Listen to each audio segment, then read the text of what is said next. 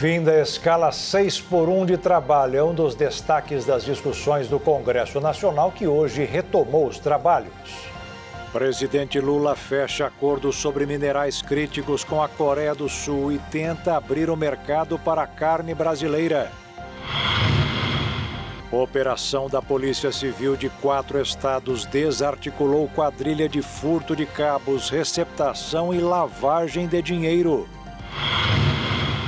Nova pesquisa Quest revelou que a renda da maioria dos brasileiros não conseguiu acompanhar o ritmo da inflação. Morte de narcotraficante no México provocou caos no país, com onda de violência marcada por dezenas de mortes.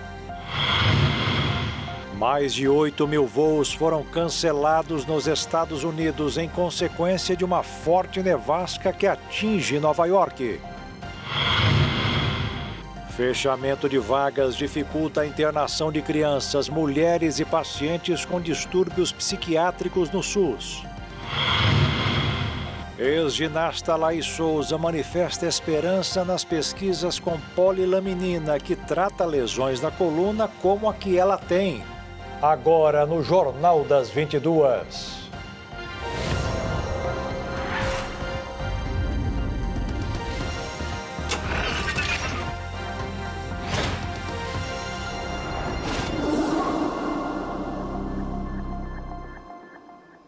Olá, boa noite.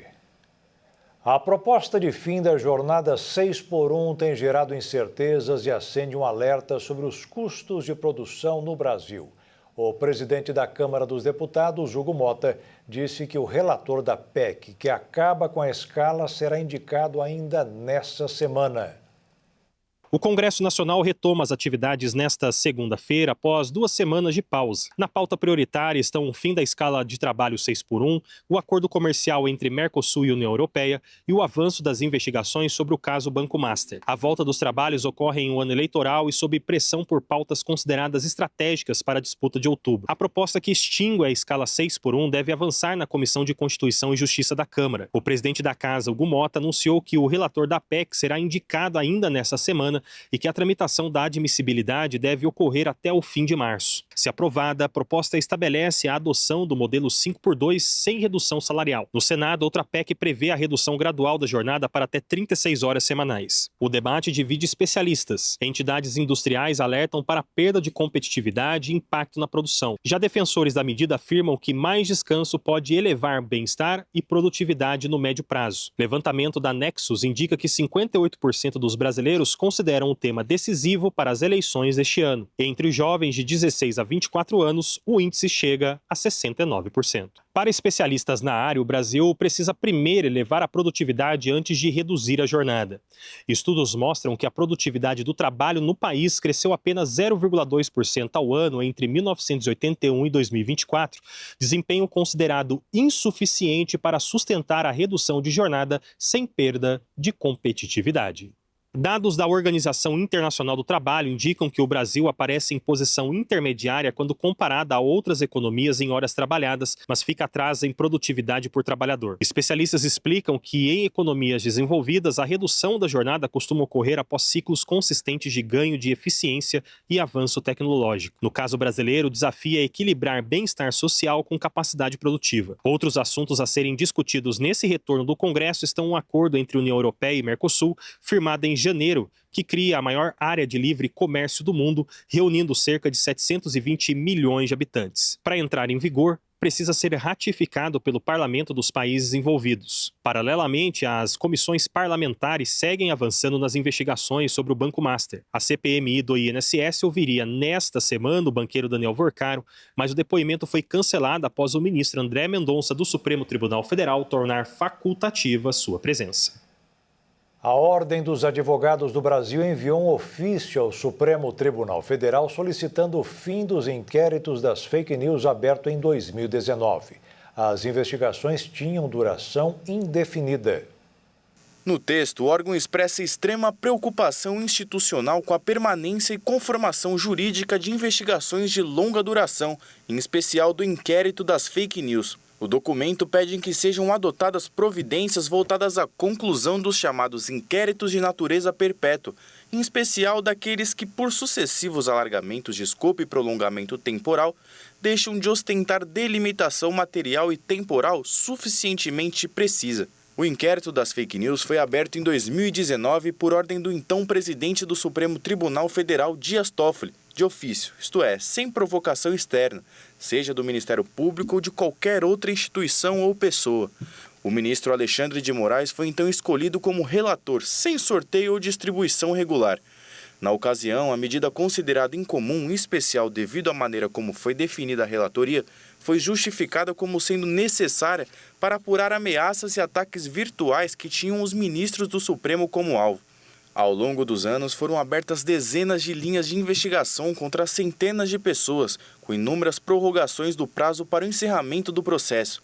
No ofício, a OAB reconhece que o inquérito nasceu em contexto excepcional e que, por isso, seus procedimentos heterodoxos acabaram sendo validados pelas instituições em circunstâncias extraordinárias, mas que, por esse mesmo motivo, a apuração deve ser conduzida com estrita observância da excepcionalidade que lhe deu origem.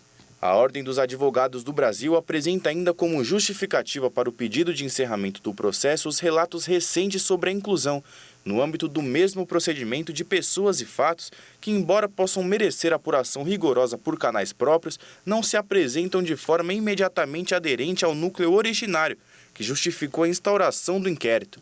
O texto faz referência indireta à operação deflagrada neste mês pela Polícia Federal, por ordem do ministro Alexandre de Moraes, no âmbito desse inquérito contra 4 servidores da Receita Federal que foram apontados como suspeitos de vazar informações fiscais sigilosas de ministro do Supremo e seus familiares. Em decisão sigilosa, foram determinadas medidas como o uso de tornozeleira eletrônica e afastamento das funções. A ordem cita ainda ser indispensável proteger o livre exercício profissional de jornalistas e advogados, conforme proteção conferida pela Constituição a esses profissionais. Ao final, a OAB solicita que seja marcada uma audiência com Fachin, para que tais preocupações sejam expostas em pessoas pelos representantes da ordem. Os temporais que atingiram o litoral paulista provocaram mortes e destruição. Em alguns locais, choveu em poucas horas, o que era esperado para o mês inteiro. E a previsão para quem mora na região não é das melhores. As fortes chuvas que caíram neste fim de semana e no início desta segunda-feira no litoral paulista resultaram em um verdadeiro caos na região. Em Peruíbe, no litoral sul, mais de 100 pessoas ficaram desalojadas, com mais de 270 milímetros de chuvas registradas. Para atender essas pessoas, a prefeitura fez um abrigo em uma escola. Em Ubatuba, litoral norte, 2 mortes foram registradas neste fim de semana devido a um naufrágio após fortes ventos e a intensa chuva irem de encontro à embarcação. Além disso, 30 famílias perderam suas casas e nas últimas 48 horas, o registro de chuva bateu o número que era esperado para o mês inteiro de fevereiro, com quase 300 milímetros marcados. A prefeitura de Ubatuba encaminhou os desabrigados a hotéis da cidade. Para o tenente da Defesa Civil, Maxwell Souza, apesar de toda a tensão vivida pelos litorâneos, o momento ainda é de alerta. Afinal, o tempo não deve melhorar nos próximos dias. O solo está muito encharcado, então uma chuva, por menor que seja, a partir de agora, aumenta potencialmente os riscos. Nós estamos renovando o alerta da Defesa Civil, porque os modelos meteorológicos, a previsão indica permanência, continuidade desta chuva até quinta-feira. Então, o Gabinete de Crise da Defesa Civil vai permanecer mobilizado até quinta-feira, com todas as agências reunidas que fazem frente às ocorrências, e o time segue de prontidão porque o pior ainda não passou. Segundo as autoridades, a quantidade de chuva que caiu no litoral nos últimos dias foi anormal. O que era esperado para o mês todo de fevereiro caiu em apenas 3 dias. Com tanta água, foi difícil para as cidades enfrentar as tempestades. Esta segunda-feira, muitas escolas sequer abriram devido a alagamentos, estradas interditadas por quedas de árvores e deslizamentos de terras. Só para você ter uma ideia, choveu em Peruíbe, em 3 dias, a chuva do mês inteiro. O esperado para fevereiro são 192 milímetros ao longo do mês todo. Só de sábado para cá choveu 300 milímetros. Choveu 100 a mais do que era para chover o mês inteiro. A Operação Caminhos do Cobre da Polícia Civil saiu às ruas de 4 estados com o objetivo de prender uma organização criminosa interestadual que furta cabos elétricos. A quadrilha movimentou mais de 400 milhões de reais nos últimos 5 anos. A Operação Caminhos do Cobre ocorre nos estados do Rio de Janeiro, São Paulo, Minas Gerais e Tocantins. O grupo criminoso possui uma estrutura organizada e financeiramente sofisticada, com divisão clara de tarefas e atuação interestadual. De acordo com a polícia, os integrantes se dividiam entre furtar cabos, receptar os materiais e cuidar da movimentação financeira. A investigação descobriu que durante a madrugada o grupo utilizava caminhões para retirar cabos subterrâneos, enquanto batedores e motocicletas bloqueavam vias e monitoravam a movimentação da polícia. Após o roubo, o material era recortado e vendido a ferros velhos e empresas associadas ao esquema criminoso. Para mascarar as ações, o grupo utilizava notas fiscais falsas e os valores obtidos eram distribuídos em diversas contas bancárias, o que dificultava o rastreio e a origem. Um dos principais alvos da investigação teria movimentado quase 100 milhões de reais, um valor incompatível com sua capacidade econômica declarada. Uma das empresas centrais do esquema registrou movimentação superior a 90 milhões de reais. A Operação Caminhos do Cobre tem como objetivo interromper toda a cadeia criminosa e garantir a recuperação patrimonial vinculada às atividades ilícitas. A Delegacia de Furtos e Roubos, a DRF, solicitou o sequestro de veículos e imóveis do grupo, além do bloqueio total dos ativos financeiros. A Operação Caminhos do Cobre, em cooperação com outras delegacias, realizaram fiscalizações em ferros velhos e efetuaram cerca de 200 prisões e apreendeu aproximadamente 300 toneladas de fios de cobre, além do bloqueio de mais de 200 milhões de reais. A operação é uma das maiores ofensivas contra a estrutura financeira do crime organizado. E a seguir, o presidente Lula fecha acordo sobre minerais críticos com a Coreia do Sul e tenta abrir mercado para a carne brasileira. E uma nova pesquisa Quest revelou que a renda da maioria dos brasileiros não conseguiu acompanhar o ritmo da inflação.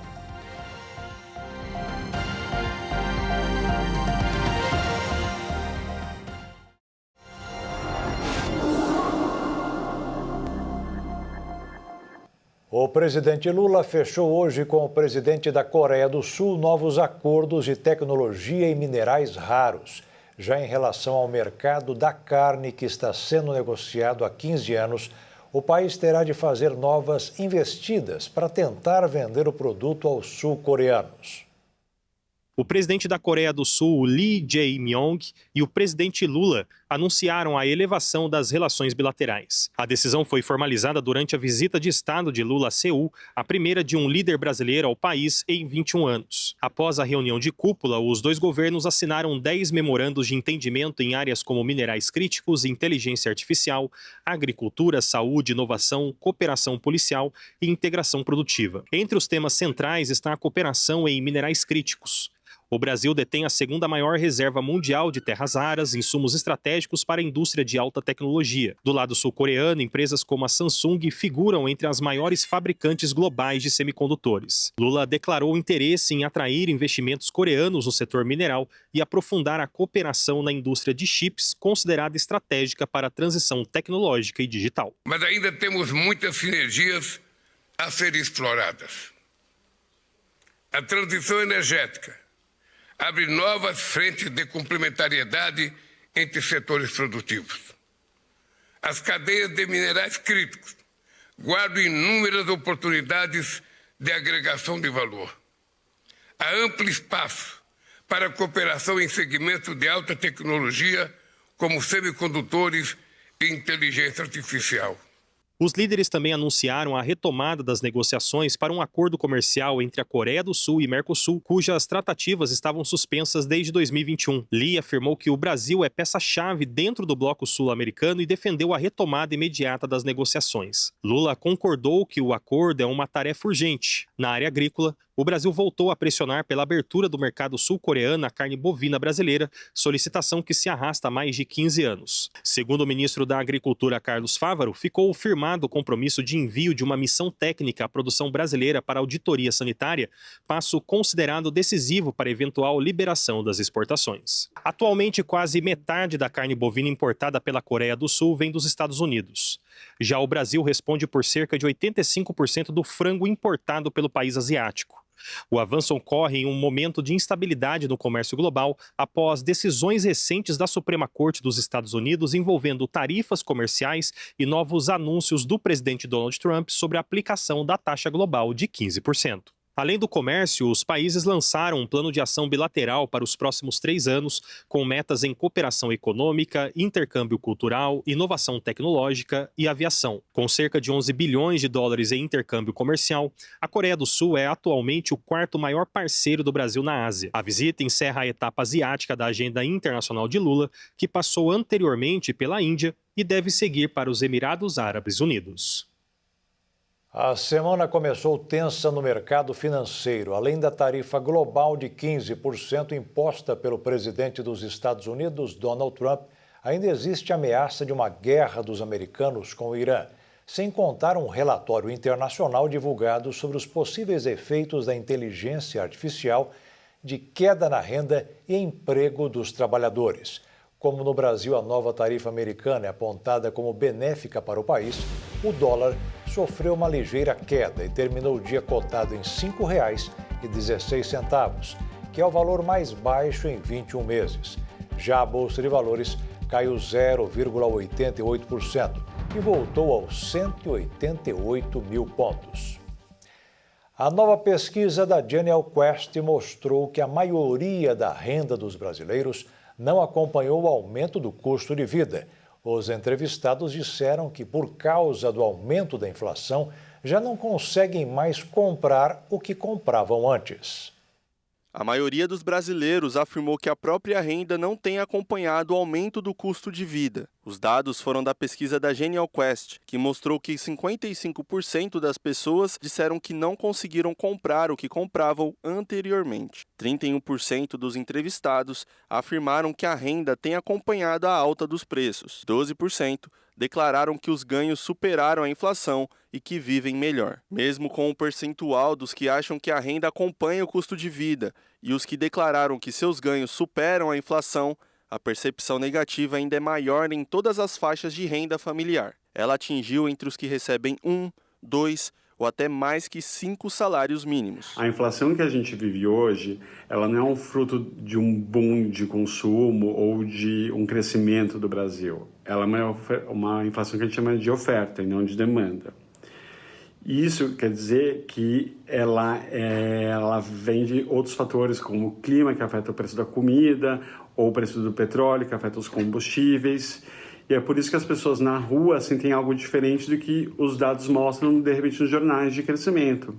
A gente vive uma sensação de estagnação. Todas as regiões tiveram a maioria de pessoas que disseram que a renda não acompanhou a alta dos preços. A avaliação do presidente Luiz Inácio Lula da Silva variou conforme essa percepção. Entre os que disseram que os ganhos ficaram para trás, 64% desaprovam o governo, 30% aprovam. No grupo que afirmou ter superado a inflação, o cenário se inverteu. 79% aprovam a gestão e 19% desaprovam. Para quem é de baixa renda, o choque vem direto na sobrevivência e muito mais forte. Quase todo o dinheiro dessas pessoas é destinado ao consumo, e consumo de produtos que vão ser fortemente afetados pela inflação. Então, quem tem uma renda menor sente a inflação muito mais na pele, muito mais no dia a dia e de uma forma muito mais forte. Quem tem mais dinheiro consegue se proteger.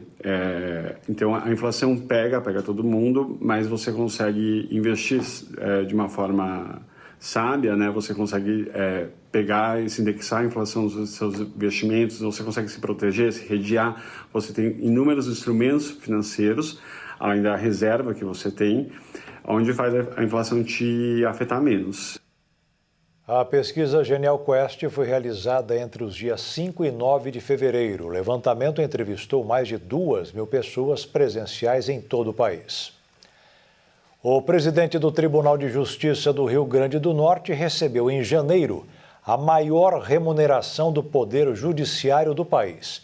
O contra-cheque do desembargador Ibanez Monteiro foi de R$ 354 mil, já com os descontos. Além do teto salarial do funcionalismo, Ibanez recebeu indenizações, direitos pessoais e direitos eventuais. Em nota, o Tribunal de Justiça do Rio Grande do Norte informou que o salário do presidente está dentro do teto constitucional. Começou hoje em todo o país mais um feirão Limpa Nome da Serasa, uma nova oportunidade de ajuste para mais de 80 milhões de brasileiros que não estão conseguindo pagar as contas.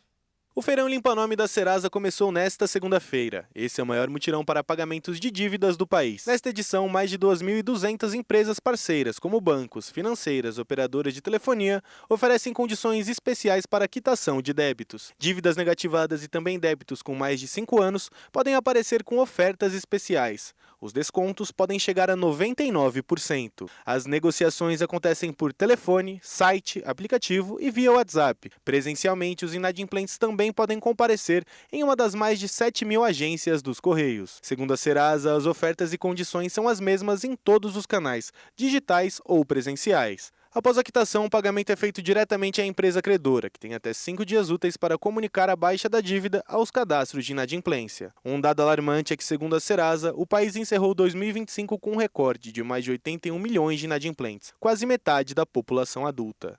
A campanha para limpar nome vai até o dia 1º de abril. A expectativa da Serasa é superar a participação do ano passado, quando mais de 10 milhões de pessoas fecharam um acordo para pagamento de dívidas. Um dado alarmante da Confederação Nacional de Dirigentes Lojistas é que mais de 85% das pessoas que limpam seu nome tendem a voltar para a inadimplência. E pensando nisso, a Bianca Amaral, que é educadora financeira diretamente da Serasa, trouxe algumas dicas para nós. Então, o primeiro passo de educação financeira é pegar o quanto você ganha e o quanto você gasta e colocar tudo num papel e entender o quanto você tem ali de sobra para conseguir fazer a negociação. Eu fiz a negociação, comecei, como eu faço para poupar daqui para frente? O ponto principal é começar. No mês seguinte, quando você viu que eu já tenho mais R$30 nesse mês, você já fala, eu consegui juntar esse dinheiro. Os produtores de pitaia de Santa Catarina estão arrependidos de atender aos incentivos do governo para aumentar o plantio da fruta, rica em vitamina C e outros nutrientes. Como a procura ficou bem distante da oferta, a alternativa para não jogar a sobra no lixo tem sido alimentar o gado. Somente um sítio que produz pitaia foram colhidos mais de 9 mil quilos da fruta nessa safra 2026 recém-iniciada. O excesso tem gerado um superestoque. As cooperativas, que na sua maioria são as compradoras das produções, já chegaram ao seu limite de compra dos frutos. E o produtor está sendo obrigado a fazer o descarte da produção. Nessas imagens que chamaram a atenção na última semana, o produtor Anoir Tomasi Pereira, que tem cerca de 1 hectare da fruta plantado em Jacinto Machado, no extremo sul do estado catarinense, descartou cerca de 3.500 quilos da fruta, que acabaram servindo de comida para o gado. Esse é o destino da pitaia aqui, ó. Jacinto Machado, Conceição e Capitaia. E toda a região está assim também. Não tem mais onde botar pitaia. Então daí a gente incentiva o pessoal a não plantar mais, porque foi prometida a compra da pitaia nossa aqui, incentivar nós a plantar. Eu plantei bastante pitaia, porque foi incentivo, né? Não é porque eu quis, incentivado. Plantei várias variedades de pitaia aqui. E, infelizmente, hoje não tem mais venda. De acordo com os produtores e cooperativas, o excesso de fruta é o reflexo direto da expansão recente das lavouras. Plantios realizados há cerca de 2 anos entraram agora em fase plena de produção. Com a maior oferta simultânea entre produtores, o mercado não absorveu o volume disponível, gerando acúmulo nas propriedades. Um dos principais destinos da fruta é o estado de São Paulo, especialmente a capital paulista, que também enfrenta saturação, segundo produção dos agricultores. Diante da falta de compradores, houve orientação para interromper a colheita em algumas áreas. Produtores que tiveram maturação mais tardia foram os mais prejudicados, já que os primeiros a colher ainda conseguiram escoar parte da produção. Para as próximas safras, a esperança é de equilíbrio entre oferta e demanda, e outra é a abertura de novos mercados. Com novas políticas de escoamento, a super safra, que deveria representar lucro, pode continuar resultando em perdas e desperdício no campo catarinense. E a seguir, morte de narcotraficante no México provocou caos no país, com onda de violência marcada por dezenas de mortes. E mais de 8.000 voos foram cancelados nos Estados Unidos em consequência de uma forte nevasca que atinge Nova York.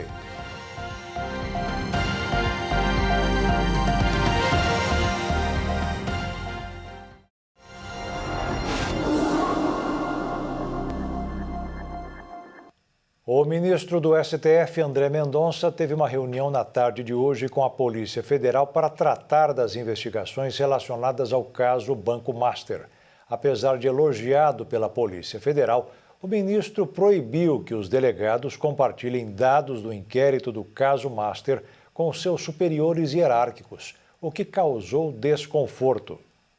O ministro André Mendonça, do Supremo Tribunal Federal, se reuniu com a Polícia Federal para tratar do andamento do inquérito que investiga supostas irregularidades no Banco Master. Relator do caso desde 12 de fevereiro, Mendonça assumiu a condução das apurações após a saída do ministro Dias Toffoli da relatoria. A reunião foi usada como um balanço das investigações e definir os próximos passos, incluindo novas diligências e a continuidade das perícias em curso. Na última semana, o ministro determinou a retomada do chamado fluxo ordinário das perícias e da tomada de depoimentos, alterando decisão anterior que indicava peritos específicos para atuar no caso. Segundo o Instituto Nacional de Criminalística, a investigação envolve cerca de 100 dispositivos eletrônicos. A estimativa é que um único perito levaria aproximadamente 20 semanas de dedicação exclusiva para extrair os dados de apenas parte do material apreendido. A Polícia Federal havia solicitado que a análise técnica seguisse critérios administrativos regulares, com distribuição equitativa entre os peritos habilitados, como ocorre em outras investigações de grande porte. Na sexta-feira, Mendonça também autorizou que a CPMI do INSS tenha acesso às informações da quebra de sigilo do banqueiro Daniel Vorcaro. Os dados já foram encaminhados à comissão, formada por deputados e senadores, para apurar as fraudes e desvios em aposentadorias e pensões. Apesar de ser elogiado por investigadores pelo novo ritmo imposto ao inquérito, uma decisão do ministro gerou desconforto na cúpula da Polícia Federal. Mendonça proibiu que os delegados responsáveis compartilhem informações do caso com superiores hierárquicos, incluindo o diretor-geral da corporação, Andrei Rodrigues. Até então, o diretor-geral acompanhava de perto o andamento das apurações. Com a nova determinação, teria apenas poder administrativo, sem acesso ao conteúdo investigativo. O ministro adotou um modelo semelhante em apuração relacionada ao INSS após suspeitas de vazamento de informações dentro do governo federal. A restrição ela busca preservar o sigilo das investigações, mas expõe tensão institucional sobre os limites de supervisão interna dentro da Polícia Federal. O ministro do Supremo Tribunal Federal, André Mendonça, recebeu nesta reunião com a Polícia Federal um relato atualizado sobre as ações adotadas até agora pelos investigadores do caso do Banco Master. Por enquanto, os detalhes ficaram sob segredo e divulgados apenas no momento oportuno. As mulheres passaram a se envolver mais em acidentes de trânsito, uma situação que está provocando mudanças no mercado de seguros, com elas pagando, em alguns casos, reajustes maiores do que os homens.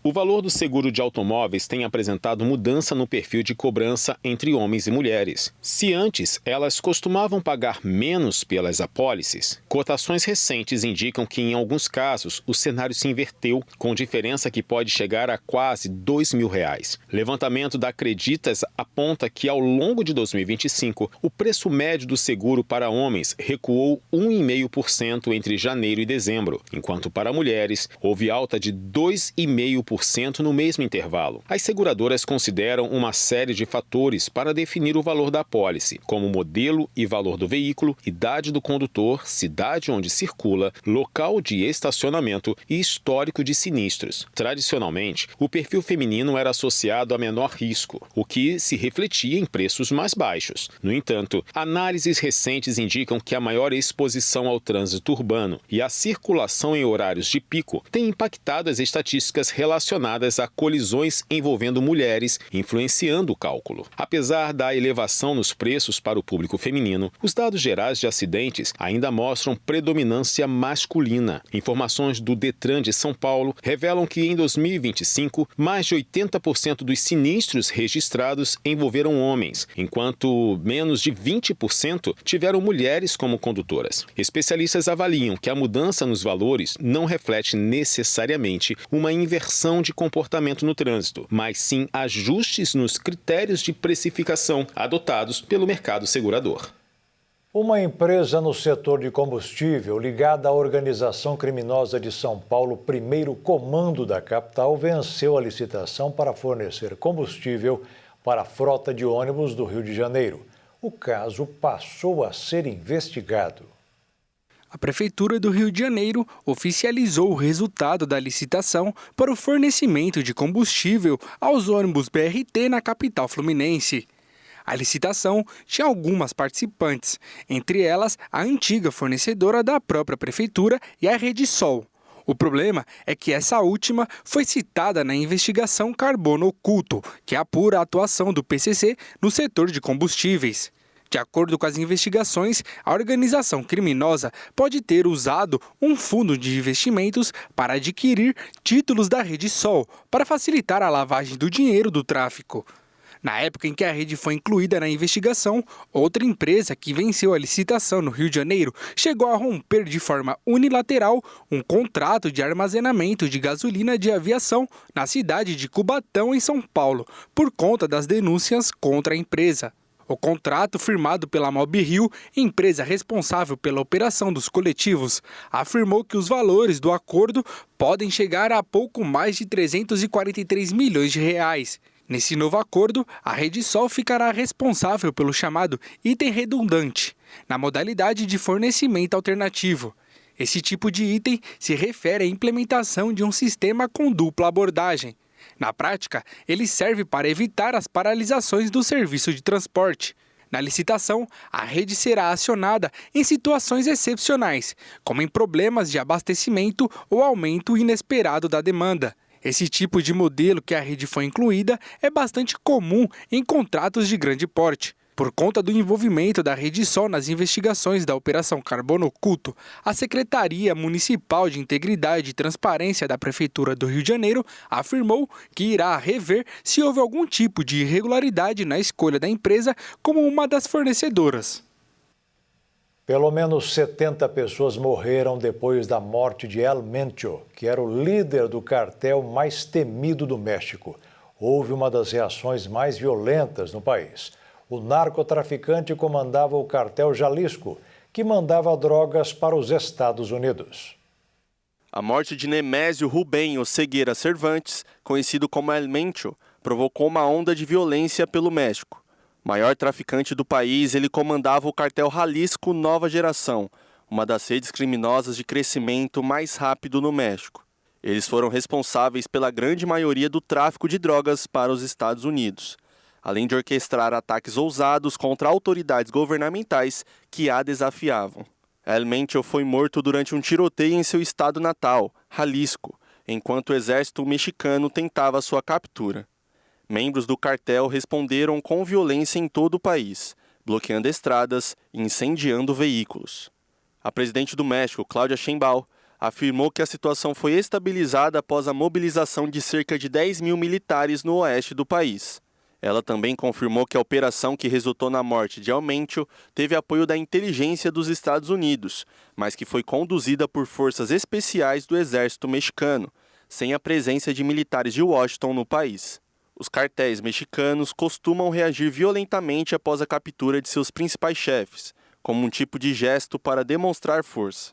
mas a proporção da resposta após a morte de Elméncio foi grande mesmo para os padrões do país. Somente em Jalisco, autoridades informaram que pelo menos 20 agências bancárias foram incendiadas ou danificadas, enquanto grupos atearam fogo em carros para bloquear estradas. Voos foram desviados e pelo menos um porto suspendeu as suas operações. Agora, a morte de Elméncio abriu disputa pela sucessão no cartel Jalisco. Boa parte do seu círculo familiar está na cadeia, extraditada ou enfraquecida. Seu filho, conhecido como Elméncio, cumpre pena de prisão perpétua nos Estados Unidos. Um dos irmãos de Elméncio foi extraditado para Washington por lavagem de milhões de dólares. A viúva, conhecida como La Jefa, foi presa, mas libertada por um juiz. Para especialistas, é provável que um entre 4 ou 5 comandantes de alto escalão do cartel suba como o próximo líder. O estado de Nova York, nos Estados Unidos, está enfrentando uma forte nevasca nesta semana. Nesta segunda-feira, mais de 8.000 voos foram cancelados.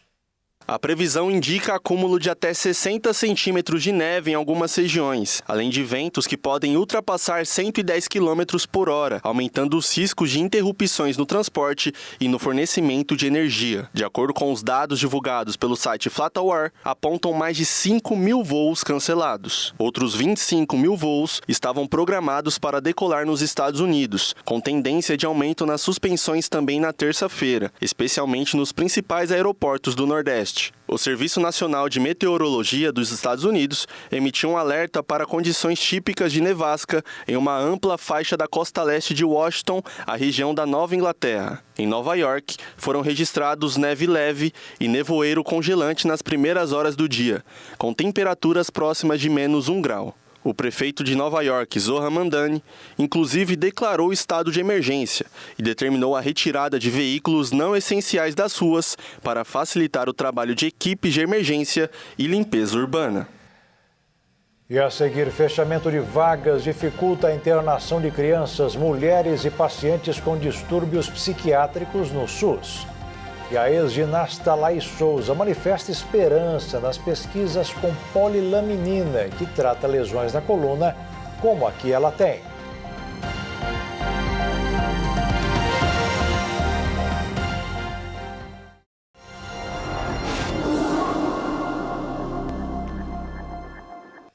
O fechamento de vagas no Sistema Único de Saúde aumentou a dificuldade para os pacientes conseguirem leitos em algumas especialidades. Quando precisam de socorro médico, a maioria recebe atendimento nos prontos-socorros e volta para casa. A justificativa é que eles não precisam ficar internados.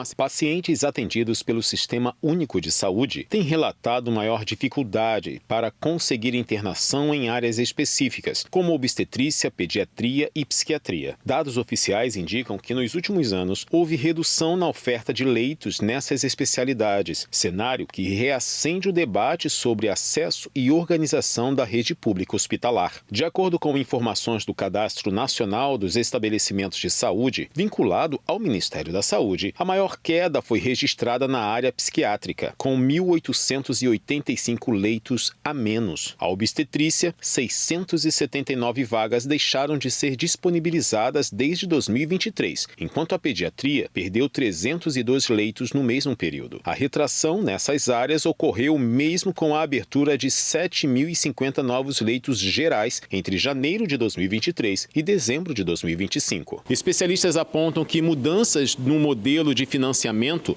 ajudam a explicar o cenário. Estudos indicam que a participação da União no total de gastos públicos em saúde diminuiu ao longo das últimas décadas, o que pressiona estados e municípios. Para analistas, esse reequilíbrio orçamentário pode impactar diretamente a manutenção de estruturas hospitalares e a ampliação de serviços especializados. Outro fator citado é a transformação do próprio modelo assistencial. Avanços tecnológicos e novas diretrizes clínicas reduziram a necessidade de internações prolongadas, já que muitos tratamentos, antes restritos ao ambiente hospitalar, passaram a ser realizados em regime ambulatorial ou até domiciliar. No caso da saúde mental, pesquisadores da Fundação Oswaldo Cruz atribuem parte da diminuição dos leitos à consolidação da reforma psiquiátrica, que prioriza o atendimento em centros de atenção psicossocial, com foco no cuidado comunitário em vez da internação de longa permanência. Ainda assim, especialistas alertam para os efeitos da redução em áreas sensíveis, como a obstetrícia, em um país que ainda enfrenta desafios relacionados à mortalidade materna. Dados do painel de monitoramento do Ministério da Saúde registraram quase 43 mil mortes associadas à gestação, parto ou puerpério apenas em 2025. Para pesquisadores, mesmo com a queda nas taxas de fecundidade, é fundamental manter uma rede estruturada de maternidades e leitos especializados para evitar óbitos que poderiam ser prevenidos. Um estudo apontou que as mulheres sofrem mais de dor crônica do que os homens, uma explicação que deve estar nas diferenças do sistema imunológico. Para estes casos, uma pesquisa poderá ajudar a desenvolver novos tratamentos, reduzindo o uso de analgésicos.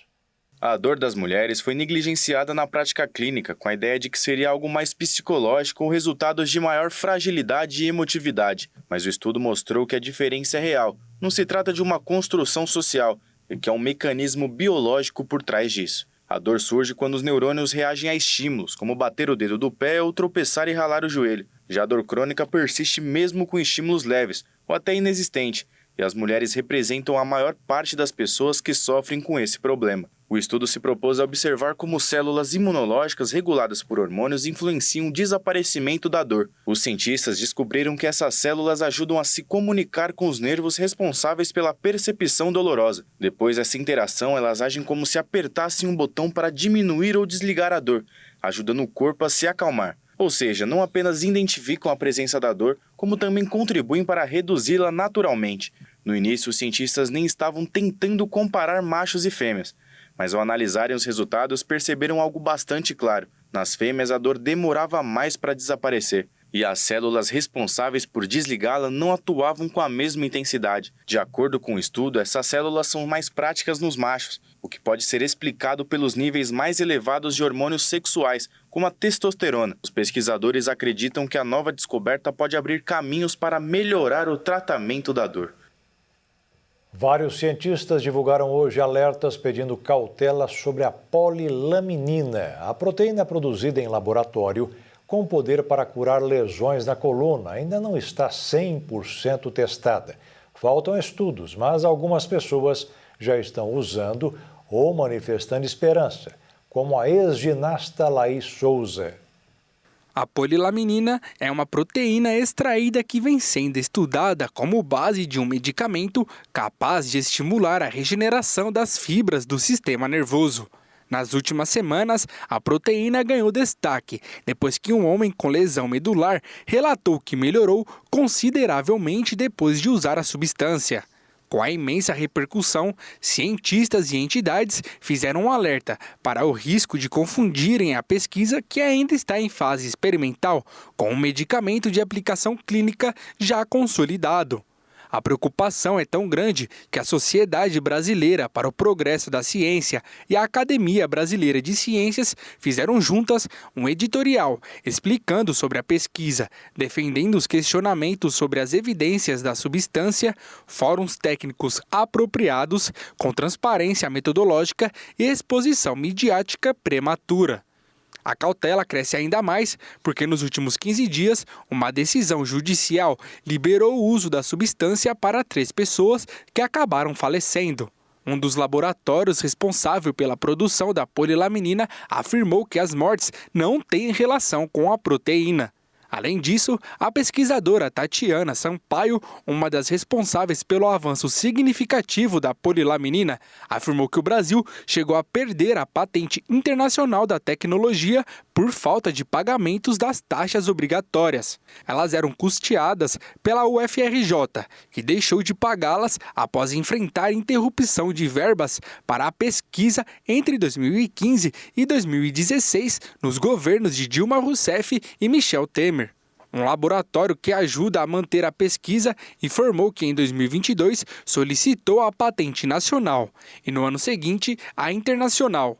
Ambas têm validade de 20 anos. Como ainda está em fase inicial, a substância ainda não está liberada para o uso geral, mas um grande passo foi dado após a Anvisa autorizar o início da fase 1 dos estudos clínicos, que avalia a segurança do medicamento em humanos.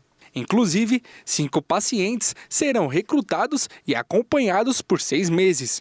Quem também olha com atenção é a ex-ginasta Laís Souza. Ela sofreu um grave acidente medular quando treinava para participar da Olimpíada de Inverno de 2014. Em um post na rede social, Laís disse que acompanha com atenção as notícias e o avanço das pesquisas.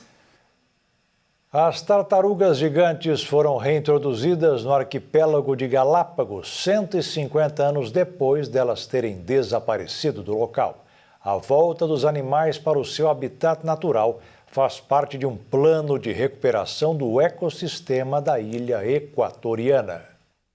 O trabalho realizado pelos cientistas e guardas florestais de Galápagos recolocaram 158 tartarugas na ilha. Os animais libertados provêm do Centro de Criação do Parque Nacional Galápagos. Trata-se de uma espécie de tartaruga híbrida com alta carga genética de Chelonoides niger, originária da Ilha Isabela. Cada animal passou por uma quarentena prolongada e foi marcado com microchips para sua identificação antes de ser levado para a ilha. Assim que as tartarugas desembarcaram, os guardas florestais a carregaram em grandes caixas. Eles percorreram cerca de 7 quilômetros por terrenos vulcânicos e zonas de difícil acesso para transportar as tartarugas até o seu ponto de libertação, garantindo a sua correta adaptação ao ambiente natural, detalhou o Ministério do Meio Ambiente em comunicado. As ilhas que inspiraram a teoria da evolução das espécies do naturalista inglês Charles Darwin têm flora e fauna únicas no mundo. Galápagos é considerado um laboratório vivo e reserva da biosfera. Há uma década, pesquisadores trabalham para devolver à Floriana outras 12 espécies endêmicas, consideradas extintas localmente. A ilha, com 173 quilômetros quadrados de extensão, foi a primeira a ser habitada por humanos em todo o arquipélago, patrimônio natural da humanidade. A 1.000 quilômetros da costa do Equador, Galápagos recebe o nome das tartarugas gigantes que ali habitam. Os especialistas calculam que em Galápagos existiam 15 espécies de tartarugas, mas 3 delas foram extintas há séculos. E o Jornal das 22 termina aqui. Uma boa noite para você e fique na paz.